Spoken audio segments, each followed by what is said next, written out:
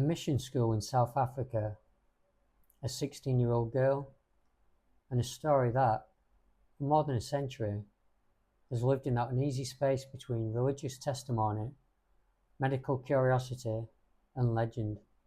Her name was Clara Germana Cele, and according to later Catholic accounts, what began at St. Michael's Mission in Natal in 1906 became one of the most widely repeated exorcism stories of the 20th century.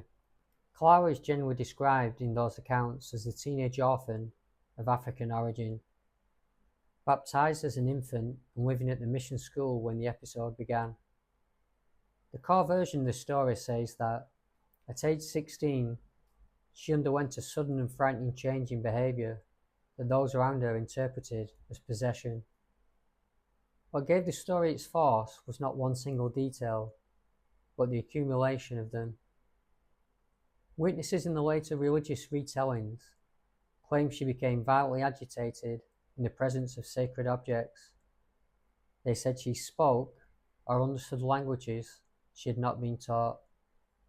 They said she displayed unusual strength, made animal-like sounds, and at times seemed to know personal details about others that she should not have known. And in some of the most dramatic versions, they said she levitated. The mission authorities eventually called in priests. The names most often attached to the case are Father Mansweti, described as director of the mission, and Father Erasmus, identified as Clara's confessor. According to the later Catholic accounts, an exorcism was carried out over 2 days. During that ritual, the reports say Clara struggled violently, attempted to strike or choke one of the priests, and reacted sharply to prayers, holy water, and sacred text. Then, in the story, as it has come down to us, the crisis broke.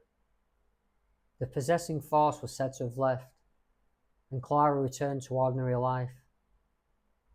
The Clara Germana Cele story survives primarily through later religious retellings, devotional literature, and secondary summaries. Those who believe the account, Clara's case stands as an example of a genuine spiritual assault and deliverance. For others, the same story raises different possibilities: psychological crisis, trauma, social contagion, or religious interpretation laid onto extreme behaviour. Those possibilities do not collapse neatly into one final answer. There's also a human reality beneath all of it. Whatever happened in that mission school in 1906, the person at the centre was not a symbol. She was a 16-year-old girl living under institutional authority, surrounded by adults who interpret her experience through the language available to them at the time. That matters, because even the most supernatural story is still carried by a human body, a frightened one, a watched one, a judged one.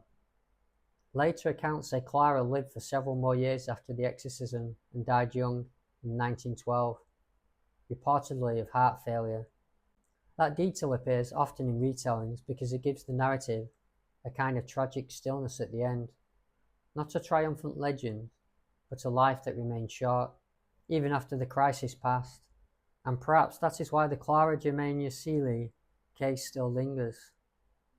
Not simply because of the sensational details, but because it comes to us through voices that were trying to describe something they believed was real, terrible, and beyond ordinary explanation. A mission school, a teenage girl, prayers spoken over 2 days, and a story that has never fully left the shadows of 1906. Whether remembered as possession, crisis, testimony, or warning, it remains one of those cases where history does not hand us certainty, only a door left slightly open.